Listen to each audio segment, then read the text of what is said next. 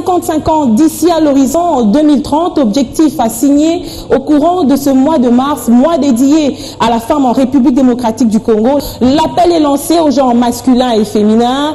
Qui parle mieux des femmes? Si c'est un homme, on va ensemble les découvrir au cours de ce magazine Femmes qui reçoit cette fois-ci un homme.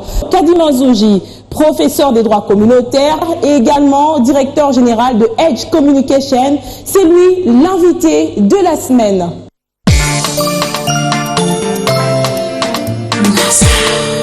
Madame, Messieurs, pour aujourd'hui, exceptionnellement, habituez-vous de voir un homme sur ce plateau qui va nous parler de la femme. Kadima Nzouji, bienvenue sur ce plateau. Bienvenue, merci. Alors, ma première question est celle de savoir qu'est-ce que nous avons en commun sur ce plateau, ou encore mieux, qu'est-ce qui nous différencie? Ce que nous avons en commun, je crois que nous sommes tous les deux en visco. Campagne. En Pagne, et je vous trouve très agréable d'ailleurs. Merci, c'est la touche de Marcia Création. Ah, et moi c'est Fifi Bachala de Bichilux. Je pense que nous avons le même sang qui coule dans nos veines, pas que nous soyons de la même famille, mais notre sang est rouge. Et je pense que finalement, peu de choses différencient les hommes. Comme disait assez cyniquement quelqu'un, les hommes sont des femmes qui pleurent un peu moins, mais je pense qu'il y a très peu de différences. Il y a très peu de différences. Avant que nous parlions de ce qui nous différencie et de ce que nous avons en commun, ça fera même l'objet de cette émission. Je veux qu'on parle de vous. Vous ne tombez pas du ciel. Vous avez quand même un parcours. C'est vrai que je vous ai présenté comme étant professeur de droit communautaire, directeur général aujourd'hui d'une agence de communication qui est spécialisée en relations publiques. Qui est Kadima Nzouji Madimba? Je crois que je suis un homme amoureux des femmes, donc je suis flatté d'être ici. C'est ce qui justifie même votre présence sur ce plateau? Amoureux du Congo, amoureux de ma femme, parce que si je n'avais pas épousé ma femme, je ne serais jamais revenu au Congo, puisqu'elle est venue ici avant moi et qu'elle travaillait, donc je suis rentré par amour, comme on pourrait dire, pas pour des questions de développement. J'ai un parcours assez éclectique, je suis donc juriste de formation, j'ai un doctorat en droit économique international, je suis spécialiste en intégration régionale et à ce titre, je fais des consultances, notamment je fais des consultances avec le Forum des parlements de la CIRGL, avec l'ambassade de Suisse, sur des questions régionales ou parfois sur des questions purement économiques. Je suis aussi communicant, donc j'ai eu l'honneur et le privilège de travailler auprès de Didier Pambia, dans l'agence communication Optimum. Donc on a fait d'ailleurs plusieurs lancements, notamment le lancement d'Orange. J'ai travaillé là 2 ans et demi et après je me suis lancé, puisque l'entrepreneuriat m'appelait de tous ses voeux, encore un mot féminin. Et je me suis lancé dans l'entreprise.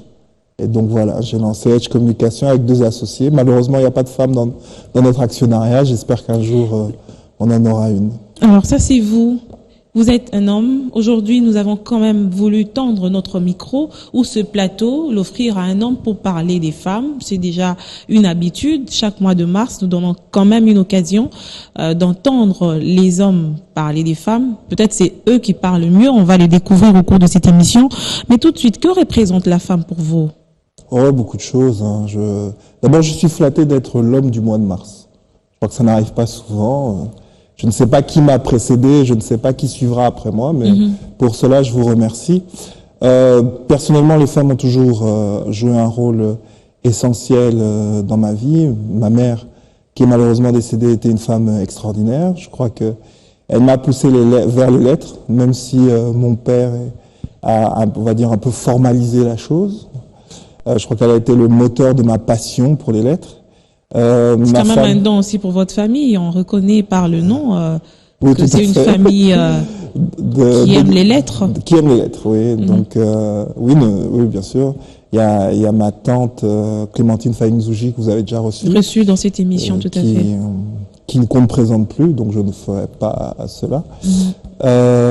Ma femme est formidable puisque c'est grâce à elle où j'ai pu vivre. J'ai toujours vécu à l'étranger en fait. Et donc c'est grâce à elle que j'ai pu rentrer à Kinshasa, c'est grâce à elle que j'ai pu connaître mon pays en profondeur. Vous avez parlé de la femme de manière assez positive, mais comme je le disais à l'annonce de l'émission, ce mois a été axé sur la parité. 50-50 d'ici à l'horizon 2030. Que représente la parité pour vous? Quelle est votre lecture sur cette parité? Moi, je crois qu'il ne peut pas avoir de parité sans mérite. À ce propos, d'ailleurs, je voudrais parler de la fondation de Marie-Chantal Kaninda, qui, par exemple, octroie des bourses au Kasaï, dans les 2 Kasaï, mais elle n'octroie qu'à des élèves ayant plus de 80%, essentiellement des filles, pour pousser vers l'autonomisation, pour pousser vers l'excellence et tout ça. Et puis, comme vous le savez, Marie-Chantal Kaninda est une personne d'excellence. Hein. Sa nomination au titre de directrice exécutive du World Council Diamond est un exemple. Non, du World Diamond Council en est un exemple. Donc je crois qu'il n'y a pas de parité sans mérite. Si c'est de la parité formaliste, on prend 5 hommes, on prend 5 femmes, je pense qu'on a raté l'objectif, on n'a pas atteint le but. La parité doit être quelque chose lié au mérite. Et je pense, quand on regarde dans l'univers, dans pas la cosmologie, mais dans l'organisation de notre État, et quand nous regardons simplement nos rôles modèles féminins, les femmes qui éclosent, qui sont devant, ce sont des femmes de mérite. Hein. Je pourrais citer Paulette Kimuntu, Feza Mika, Clémentine Rissassi Nkunku, Mumba Matipa, Marie-Josée Fokou. Donc toutes ces femmes, Anne Bougouge, toutes ces femmes sont des femmes qui, à un moment donné de leur histoire, ont décidé de faire la différence et qui l'ont faite. Et donc c'est en ce sens que la parité doit rencontrer ça. Mais une parité basée sur le formalisme dérange. Et la parité appelle aussi à une autre chose, il n'y a pas de parité sans éducation. Je crois qu'il faut revisiter notre système éducatif. Pas pour de quelle manière? Simplement, quand vous allez dans certains... quand j'ai commencé à travailler à Kinshasa, j'ai une amie qui m'a dit, tu sais, le fait que j'ai terminé mes études de communication, c'est une grâce. Cette amie d'ailleurs s'appelle... Oui, cette amie d'ailleurs s'appelle Nancy. Quand elle entendra mes propos, elle se reconnaîtra. Elle me dit, là où j'ai grandi, on trouve que plus une femme étudie, moins elle a de chances de se marier. Donc il y a une inégalité culturelle dans la représentation de la femme, comme diraient les Allemands, c'est Kirche, donc l'église, la cuisine, les enfants, Kirche, Kirche, Kinder. Donc c'est ça la représentation qu'il y a partout dans le monde, qui est en train de diminuer bien sûr, puisque on a de plus en plus des femmes, des femmes de pouvoir, des femmes d'ambition. Et je Finalement, pense chaque pays a ses réalités dans ce contexte-là du genre. Mais les réalités sont faites pour être combattues. Vous savez qu'en Suisse, il y a le dernier canton qui a autorisé le vote des femmes, c'était en 1998. En France, le vote des femmes pour toute la France, c'était 1948. Donc vous voyez, la Suisse, on va pas dire que c'est un pays sous-développé. Je dirais, il y a des combats à mener. Vous prenez par exemple la SBL Afiamama, l'ONG Afiamama. Ce sont des gens qui font énormément de campagnes, qui vont dans les provinces. Par exemple, eux, un des points saillants chez eux, c'est le mariage forcé. Donc le mariage entre un majeur et un mineur, une femme mineure. Voilà, ce qu'on retrouve souvent dans des zones de conflit dans notre pays. Ce sont des pesanteurs finalement pour l'épanouissement de la femme, les quelques points que vous avez évoqués. Mais je veux revenir sur cette parité. Kadi Manzouji, lorsque vous regardez la femme congolaise, lorsque vous l'observez d'une manière assez générale, est-ce que l'on a compris que cette parité n'était pas une faveur, il faudrait que la femme puisse mériter? Alors là, je vous dirais oui. Oui, je pense, mais c'est quelque chose qui se fait malheureusement en dehors de l'État. Voilà, s'il m'était donné d'être ministre du genre et de la famille, ce qui n'arrivera pas, hein, puisque chez nous c'est un poste réservé exclusivement aux femmes, et je soutiens tout à fait cette position, je crois que je mettrais de la discrimination positive, notamment vers les femmes, notamment vers l'autonomisation des femmes, mais à des niveaux basiques. Parce que finalement, les rôles modèles que nous évoquons, nous voyons des gens émerger. Et quand je vous parle d'une Marie-Chantal Kaninda ou d'une Anne Bougouge ou d'une Paulette Kimuntu, ou de vous-même, merci. Je parle d'une personne dont on voit le résultat. On ne connaît ni les sacrifices, les nuits sans sommeil, les marches à pied parce qu'il n'y a pas d'argent, le fait de s'accrocher. Donc c'est un peu des arbres qui cachent la forêt. Mais je crois que quand la femme congolaise émerge, elle émerge avec beaucoup de talent et beaucoup de Elle émerge avec beaucoup de talent, vous l'avez dit. Et quel est le degré de l'accompagnement, justement, de vous, hommes, dans cette émergence de la femme? Où est-ce qu'on vous situe? Bon, là, il faudrait demander à ma femme. Hein. J'espère qu'elle dira que c'est positif. Mais je crois que, allez, pour parler plus sérieusement, je crois que il y a beaucoup d'efforts à faire. Déjà, il y a des inégalités juridiques. On a eu plusieurs révisions du code de la famille, mais il y a des inégalités juridiques qui sont liées Malgré la dernière révision, vous pensez qu'il y a des inégalités juridiques, alors que la femme, par exemple, aujourd'hui, n'est plus obligée d'avoir une autorisation maritale. C'est quand même une avancée dans ce sens-là. Oui, mais est-ce que la femme peut, la dernière modification à oui amendement, c'est quand même beaucoup. Si son mari ne meurt pas, est-ce qu'elle peut se retrouver chef de famille? Est-ce qu'elle peut accomplir des actes sans l'homme, des actes qui engagent le foyer? Je n'en suis pas sûr. Hein. Effectivement, vous avez évoqué, mais je pense qu'il y a encore des pesanteurs. Et bon, si on a l'occasion de se revoir et d'en parler, on pourra aller plus en avant sur ces inégalités juridiques. Mais je pense qu'il y a des pesanteurs. Et puis, il faut savoir une chose, c'est que une réforme juridique doit s'accompagner de campagnes de sensibilisation sur le terrain. Il est une chose de dire cela est interdit, il est d'une autre de faire respecter le fait que cela soit interdit. Il y a une chose entre, est-ce que les hommes vont le respecter? Il faut que les hommes changent. Donc, vous êtes d'accord, vous êtes d'avis avec moi sur ce plateau qu'il y a une part de responsabilité du côté de l'homme dans la discrimination de la femme. 99,9%. Ok. Ben oui, je veux dire. Qu'est-ce qui fait que l'homme ait peur de la femme finalement? Mais vous êtes trop forte, vous n'êtes pas au courant? Vous. Les femmes sont trop fortes. Les femmes, on a une perception de ce qu'on ne peut contenir. Une femme passe dans la rue, les regards se tournent vers elle. Ne regarde parce qu'elle passe dans la rue, ou c'est par rapport à ce qu'elle fait? Non, parce qu'elle passe dans la rue. Donc le problème de l'homme comparé à la femme, c'est que l'homme est séduit par ce qu'il voit. Je veux dire, c'est psychologique. Les femmes sont séduites par ce qu'elles entendent. Oui, si vous êtes séduit, oui, c'est ça. Ça devait être plus positif parce que vous êtes séduit. Du tout. Mais la séduction entraîne l'exclusivité. J'ai pas envie de partager ce que je vois avec d'autres personnes. Mais sur le plan professionnel, c'est quand même différent. Ça, c'est une chose. Et puis, il faut savoir que quand vous regardez, plusieurs études ont démontré que sur le plan scolaire, les hommes sont des étourdis. La plupart du temps, ce sont les femmes. Je crois qu'il y a des études qui montrent qu'à 50-60% qui ont des résultats positifs. C'est après que la société nous apprend les rôles que nous devons avoir quand nous interagissons. Donc après, on apprend qu'à la femme que oui, tu vas t'intéresser aux mathématiques. Ben non. Comment tu vas faire? T'as un mari, tu vas avoir un mari, tout ça, c'est pas pour toi. Et donc ce sont des stéréotypes. Ce sont ces stéréotypes qui sont véhiculés, et je suis désolé, les hommes sont essentiellement à la base de cette propagation. Maintenant, les choses ont tendance à changer, les gens deviennent plus modernes, mais il reste du fait que je crois que la femme des proverbes, elle existe peut-être, mais souvent on lui laisse pas le temps d'émerger. Je pense que c'est Mozart qu'on assassine avant qu'il puisse écrire.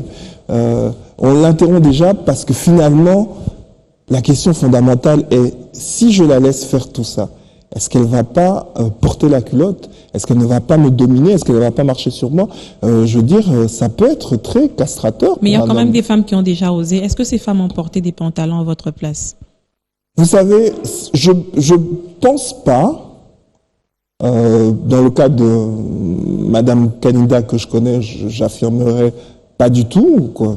Oui, je l'ai reçue. Récemment, elle m'a dit qu'elle a rencontré son mari depuis l'université. Ça l'empêche pas d'avoir des responsabilités professionnelles. Elle a des enfants. Elle évolue normalement. Et je pense que c'est un acteur majeur dans sa réussite. Je lui ai dit ça aussi, c'est peut-être que vous avez une grâce d'avoir un bon conjoint. Tout à fait, oui, je pense tout à fait qu'elle a eu cette grâce. Elle a mis en exergue le fait qu'elle soit éduquée. Quand vous êtes instruite, ça vous permet aussi de faire un bon choix. Est-ce que vous êtes d'avis avec elle? Ah oui, tout à fait. Tout à fait. Mais c'est finalement un problème de sentiment, Kadima Zouji. Tout à fait. Vous y mettez de l'intelligence. Non, sinon, il n'y aurait pas des divorces ou des mariages ratés avec des intellectuels. Non, pas du tout. Je pense que le désir attire et la raison retient. Je crois que vous êtes attiré par quelqu'un parce que, voilà, vous avez des papillons dans le ventre, vous avez la gorge qui s'assèche, vous n'arrivez pas à dormir, vous téléphonez toutes les minutes parce que vous savez que c'est lui ou que c'est elle. Mais après, il y a la réalité du désir. Est-ce qu'avec cet homme, je peux construire quelque chose. Moi, j'ai une amie... C'est là que la raison intervient. C'est là que la raison intervient. Moi, j'ai une amie qui sortait avec quelqu'un, on pensait tous qu'ils allaient se marier, et un beau jour, elle nous dit, quelques années plus tard, une des choses qui m'a arrêté, c'est que moi, j'ai continué mes études et pas lui. C'est une femme qui le disait. D'un homme, et elle disait, mais je me disais parfois, on va aller se rencontrer dans des dîners professionnels, et il va commencer à regarder le plafond. C'est pas un complexe d'infériorité? Non, pas nécessairement, parce qu'il y a une réalité du désir. Vous avez choisi quelqu'un, vous avez eu des enfants, mais vous espérez quand même un certain confort, qui soit une sécurité affective. Vous aimeriez avoir honte de votre mari devant vos parents? Non, du tout. Donc, du coup, avant de vous engager, vous allez réfléchir. Et je pense qu'on fait tous ce choix.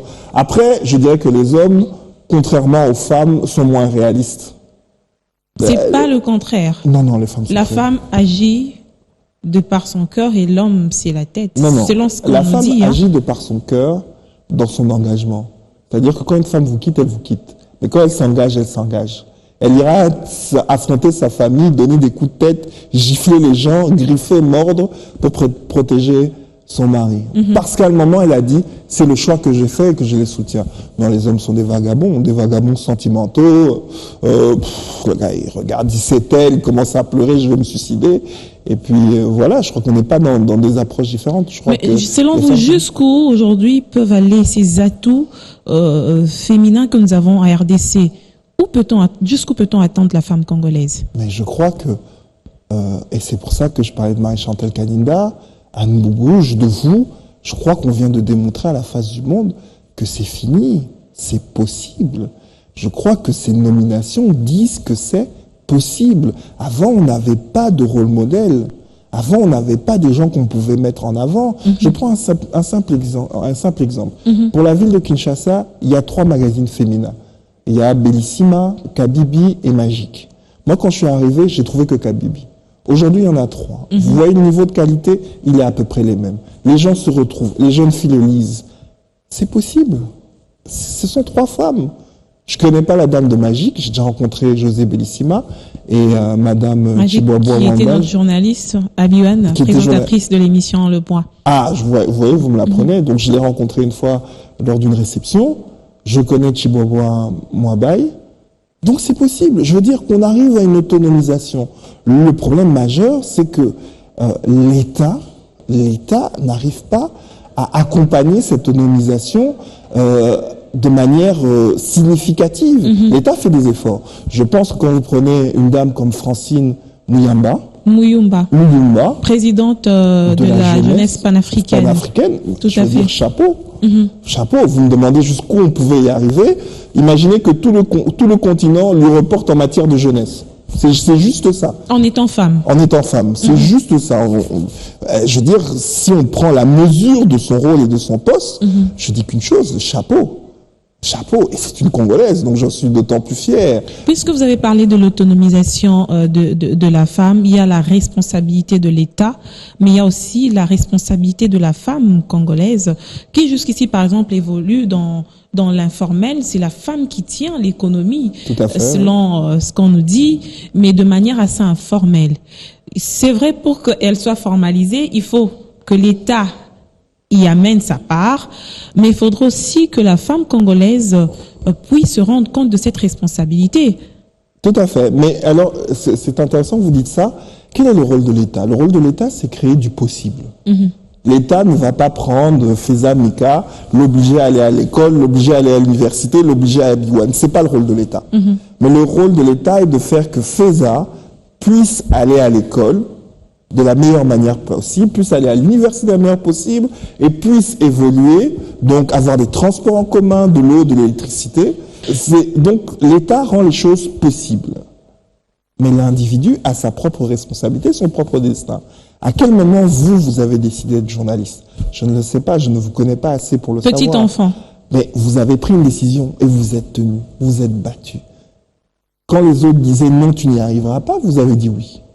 Quand les autres traînaient, quand les autres ont eu des enfants, quand les autres se sont mariés, quand donc, il faut cette ténacité, cette persévérance de la femme aussi. Mais la persévérance de la femme s'accompagne avec l'espoir. Parce que sans connaître votre parcours, à un moment, vous aviez Chantal Kanyembo devant vous. Vous aviez d'autres personnes devant vous. Vous aviez, allez, une Anne Sinclair devant vous. Et à un moment, vous vous êtes dit, moi, je serai comme ça. Aujourd'hui, vous y êtes arrivé. Est-ce qu'on a encore des repères? Ou Oui, est-ce qu'on les a déjà eus? Je pense qu'on en a plein.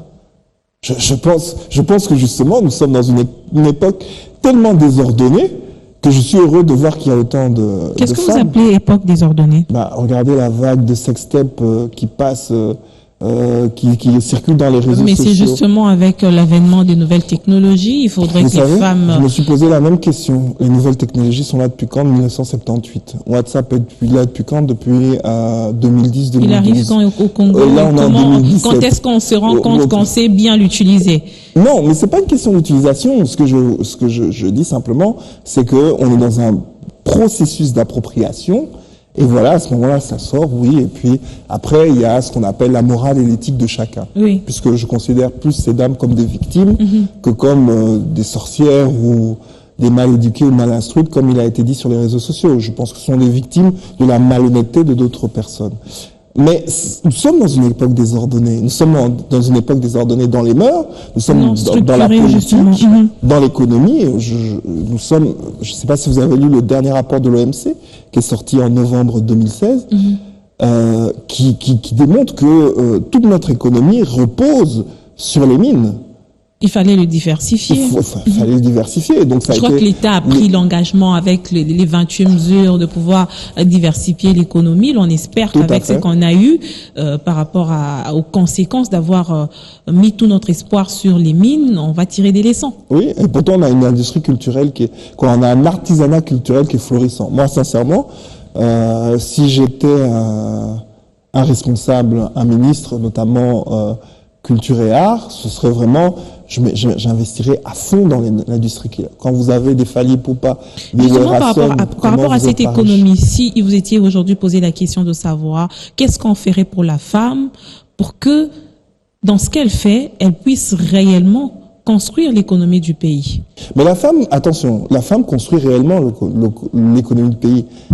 Il n'y a pas de formalisation. Déjà, pour vous dire un truc très simple, on a des femmes DG. Vous prenez Hélène Miasekwama, qui est DG de Canal+. Vous avez Anne Bougouche, qui était DG à la BIAC. Vous avez, comment elle s'appelle, Bissengui. Vous avez cité Anne Bougouche et Marie-Chantal Kanida plus de 4 fois dans cette émission. J'espère qu'elles vous suivent. J'espère aussi. J'espère que j'aurai un coup de fil. mais simplement, ce sont des femmes dont je suis admirateur. Admirateur en tant qu'homme, parce que je suis loin d'être arrivé, comme on écrit dans la Bible, je ne suis pas digne de lasser leurs chaussures, parce que je suis loin d'être arrivé à ce niveau, et que dans un monde qui est essentiellement masculin, elles ont réussi à faire la différence, que ce sont des femmes de cœur, ce sont des femmes qui sont engagées. Marie-Chantal Kaninda, notamment, tout ce qui concerne l'éducation via les bourses. Anne Bougouche, je l'ai vu dans la lutte contre le cancer et d'autres choses. Donc, je pense que ce sont des femmes d'exception, comme Raïssa Malou, qui, pour la 4e année, fait la semaine de la science, la technologie, qui, je pense que ce sont des femmes essentielles. Et vous voyez, ces innovations viennent de femmes et pas d'hommes, hein. Les femmes participent à l'économie. Le problème, c'est que cela n'est pas formalisé. Donc, je vous ai montré, dans le formel, il y a des femmes PDG, il y a des femmes qui sont au cadre, et il y a des femmes qui ne sont ni PDG qui au cadre, mais qui participent. Contribuent. En politique, n'en parlons pas. Les femmes sont un élément essentiel. Le grand problème, c'est que on ne formalise pas. Ce qui me dérange, c'est qu'on a des entités comme l'ANAPI, le FPI, l'OPEC. Ok, l'ANAPI, c'est pour de l'investissement. On pourrait dire, c'est compliqué. La femme moyenne, celle qui est le plus représentée au Congo, ne pourrait pas avoir accès. Le FPI, je dirais, la dame qui a fait le robot, c'est Geneviève, je pense, qui a fait les robots. C'est quelqu'un qu'on devrait prendre, c'est quelqu'un à qui on devrait donner de l'argent, lui disant, on va faire de toi la première femme dans la robotique en Afrique et on va faire de telle manière à ce que tu exportes. Donc pour moi, c'est quelqu'un que le FPI devrait soutenir. Avant même qu'elle demande de l'argent, le FPI devrait toquer à sa porte en lui disant, voilà ce qu'on veut faire. C'est ce qu'on a fait pour des gens comme Aliko Dangote au Nigeria. Vous voyez? Donc après, vous avez les PME et puis vous avez les systèmes beaucoup plus petits. Les microcrédits. Les microcrédits. Cependant, les microcrédits sont essentiellement laissés aux mains des privés, ce qui n'est pas une mauvaise chose. Mais il y a des gens qui n'ont ni la formation ni le savoir pour aller vers eux et qui ont peur tout simplement. Je vais aller là-bas et puis après ils vont on va me demander ma maison. Voilà. Donc, à ces gens-là, qu'est-ce que c'est un manque d'information, c'est l'ignorance Et à qui ces tue. gens, qu'est-ce que je veux répondre? Mais allez vers l'État. Et l'État doit mettre en place des structures pour accueillir ces gens. En attendant que l'État ne mette en place ces structures, qu'est-ce qu'elles font? Ah, elles se débrouillent, elles font des tontines. Qu'est-ce que vous vous attendez de la femme congolaise? Qu'est-ce que j'attends d'elle? Elle m'a déjà comblé. Qu'est-ce que vous voulez que j'attende d'elle? Vous côtoyez certainement des milieux, des femmes, à vous entendre parler, qui ont émergé, qui sont épanouies dans ce qu'elles font. Vous savez, Mais d'un côté aussi, il y a des gens qui se plaignent. Quand je suis venu, votre maquilleuse a fait son boulot. Vous lui avez demandé, elle m'a maquillé, tout ça. Et je me suis dit, tiens, je sais pas combien elle vous a relooké. Hein. Elle m'a relooké. J'espère que ma femme me reconnaîtra, mais je pense que oui. Je sais pas combien elle gagne, mais je me suis dit, c'est bien. Voilà un métier que, en Europe, oui, je connais plein de personnes qui sont maquilleurs, coiffeurs, hommes, femmes. Mais je me dis, tiens, au Congo, quelqu'un peut vivre du simple fait de maquiller les gens. Et là, je dis bravo à madame ma fille. Pourquoi voulez-vous que j'attende d'autres choses? Moi, c'est pas des femmes que j'attends quelque chose. Si, peut-être en politique, elle devrait être un peu plus solidaire, je pense. Et je pense qu'elle devrait être beaucoup plus présente. En termes de parlementaires, on est le 84e pays au monde en termes de femmes. On est très peu. Il y a très peu Il y a une sous-représentativité. Je crois que les femmes vont pouvoir changer la donne par rapport aux élections qui pointent à l'horizon. On a vu déjà en amont, elles sont en train de se sensibiliser à travers des formations par rapport à celles qui ont cette ambition-là de postuler, mais aussi au niveau de la base. Il faudrait qu'il y ait un répondant du côté de la femme aussi. Tout à fait. Qu'elle soit de la majorité ou de l'opposition. Oui. Mais je pense qu'il est essentiel que les femmes, comment on appelle ça, soient plus présentes en politique. On va finir par peut-être une question ou deux questions sur ce que nous avons en commun sur ce plateau. C'est le fait d'avoir porté le pan Vlisco. Vous et moi, influenceur Vlisco. Je suis une femme, c'est normal. Influenceur Vlisco, ça veut dire quoi selon vous? De quelle manière vous avez accueilli le fait que vous soyez choisi d'abord en tant que seul homme parmi ce carter des femmes pour pouvoir porter cette marque pendant le mois de mars? J'étais honoré. Je pense que le pagne est quelque chose de beau, le pagne est quelque chose qui met en valeur. Comme je dis, la veste que maman Fifi Bachala m'a faite et sans m'avoir vu en fait, c'est juste en ayant mes mesures, j'ai trouvé ça juste parfait. Et ça vous va bien aussi. Ah merci, je suis flatté. Je suis flatté. Et oui, je pense que c'est aussi une reconnaissance d'un travail, c'est une reconnaissance d'un parcours. Et je suis heureux d'être à côté de femmes telles que vous, Paulette Kwimuntu. Ça fait plaisir. Ça veut dire que voilà, c'est une reconnaissance sociale. Et ça n'arrive pas souvent à Kinshasa. Justement, vous avez parlé des valeurs d'éthique, des valeurs de moralité, des valeurs de surpassement de soi. Je peux me résumer par rapport à ce qu'on a dit. C'est aussi ça, la campagne menée par Vlisco au courant de ce mois de mars. De quelle manière vous pensiez-vous accompagner, par exemple, cette entreprise à pouvoir atteindre un plus grand nombre sur ces questions? Mais déjà, en tant que partenaire, pour fournir le meilleur travail, déjà, je pense en arborant ces couleurs, en montrant aux hommes que oui, porter du Vlisco, c'est pas être féminin, c'est pas être féminisé, c'est avoir quelque chose d'élégant, de beau.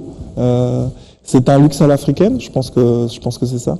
On va finir par 3 choses à dire sur la femme. Oui. 3 seulement. 3. Et puis on termine l'émission. D'accord. Pas plus. Pas plus. Je sais que vous êtes très genré, mais pas plus. Oui, je suis très genré. Pas plus. 3 choses et on conclut. D'accord.